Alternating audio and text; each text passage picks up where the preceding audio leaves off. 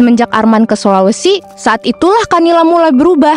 Walaupun saudaraan, gue sama dia super canggung. Kalian udah punya pacar belum? Yang ini juga lebih gila lagi nih, guys. Gue punya cerita. Video ini akan mengandung konten tentang pengalaman kekerasan seksual dan isu kesehatan mental yang dapat memicu trauma atau respon emosional tertentu. Tidak disarankan untuk anak-anak atau individu di bawah umur. Harap tonton dengan tanggung jawab pribadi. Guys. Hari ini gue mau spill kelakuan kakak gue yang di luar Nurul. Kisah hidup gue ini bener-bener mirip sinetron deh pokoknya. Eits, kenalan dulu dong. Gue Dina.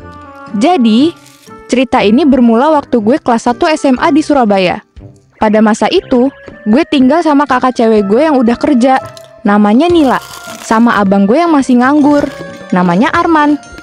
Kita bertiga tinggal di rumah kontrakan sederhana. Dan semua biaya hidup gue dan abang gue itu ditanggung sama Kak Nila.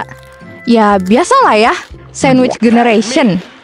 Kalau ditanya orang tuanya kemana, ibu bapak gue ada di Balikpapan.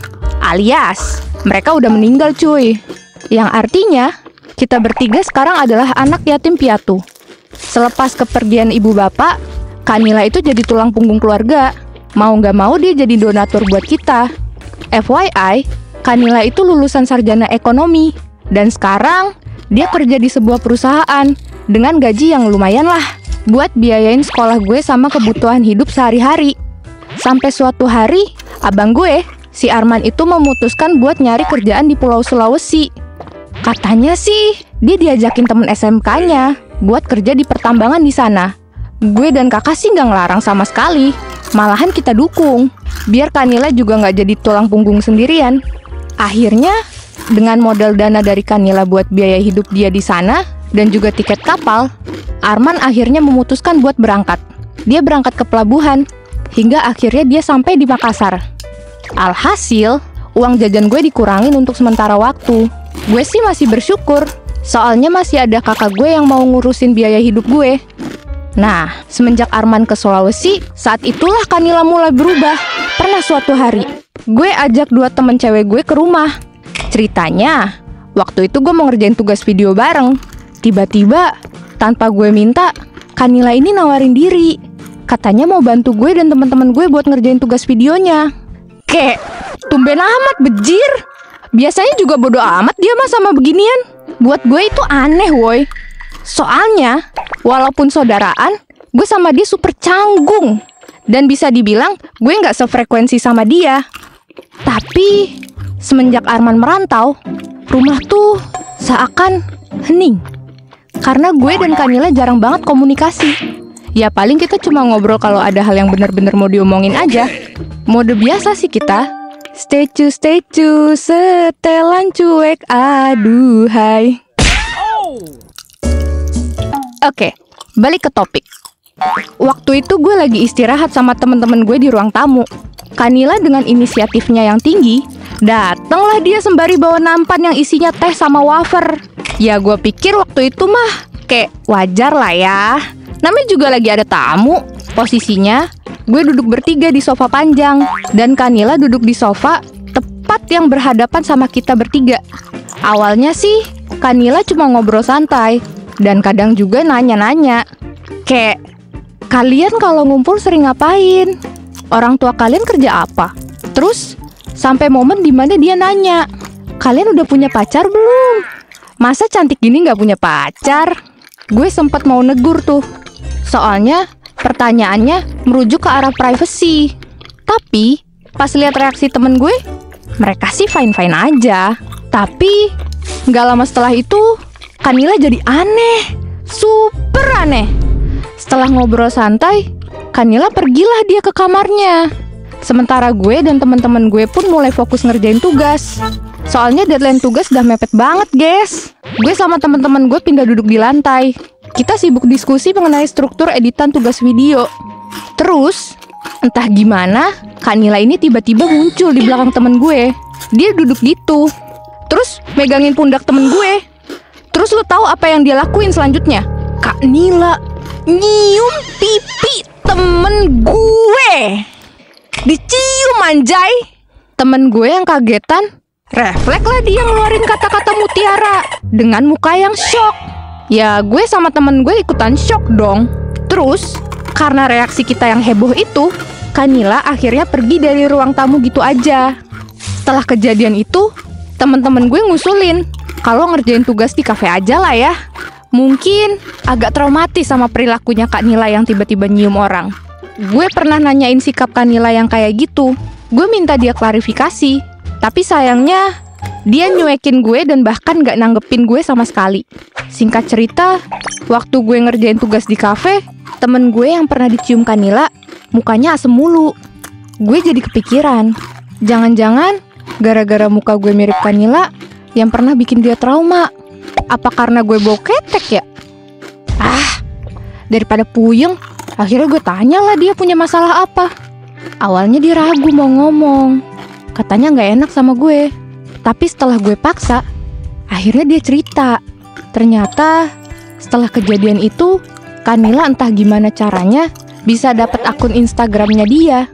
Temen gue ini di spam chat lah, di spam telepon lah.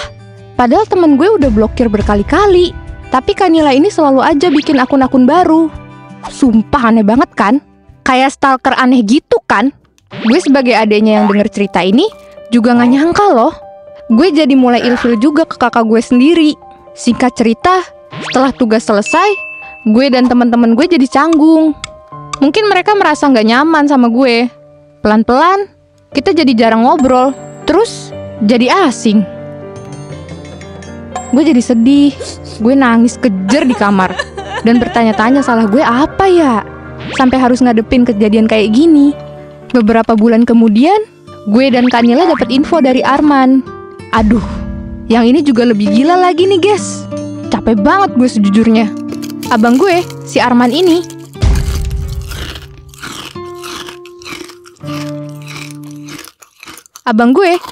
ini, ngehamilin anak orang. Ngehamilin. Udah gitu ceweknya ini seumuran gue lagi. Gue shock banget dong. Tapi anehnya Kanila ini malah biasa aja responnya. Justru dia nyuruh Arman balik ke Surabaya, sekaligus bawa ceweknya juga biar bisa dikenalin sama gue dan Kak Nila. Singkat cerita, akhirnya Arman dan ceweknya terpaksa nikah di KUA dan semua biaya ditanggung sama Kak Nila. Setelah itu, Arman dan ceweknya Santi tinggal di rumah kita. Gak lama kemudian, Arman balik ngerantau lagi ke tempat semula. Gue bagi kamar sama Santi, pisah kasur juga kok. So far, Santi ini orangnya asik diajak ngobrol. Topik pembicaranya juga gak habis-habis. Kadang, dia cerita soal masa-masa serunya pas sekolah. Sayangnya, dia putus sekolah sejak kelas 2 SMP karena orang tuanya gak sanggup biayain uang sekolahnya. Santi juga cerita gimana awalnya dia ketemu sama abang gue. Santi ini kebetulan karyawan toko kelontong di daerah tempat pertambangan abang gue kerja. Jadinya, dia secara terus-terusan ketemu sama abang gue. Saking seringnya ketemu dan dirasa cocok, mereka malah memperdalam rasa kasih sayangnya hingga bercocok tanam. Jangan ditiru ya guys ya. Haram.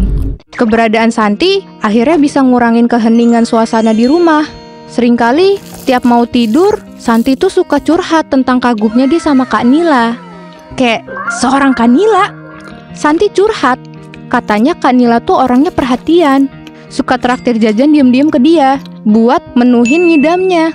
Terus Santi juga cerita gimana kagumnya dia sama kakak gue yang independent woman itu. Ya emang sih, Kak Nila tuh emang mandiri, pinter, dan jago ngatur keuangan. Tapi semenjak kejadian beberapa waktu lalu, gue saranin ke Santi buat jaga-jaga sama Kak Nila. Santi bingung dong dan nanyain, emangnya ada yang salah kah sama Kak Nila? Tapi gue gak pernah jelasin alasannya. Sampai suatu malam, di pukul 1 dini hari, gue kebangun sama suara aneh. Gue denger suara rintihan orang kesakitan gitu. Dan ini suara perempuan. Gue lihat Santi udah gak ada di kamar. Dengan sigap, gue ambil ponsel dan keluar kamar.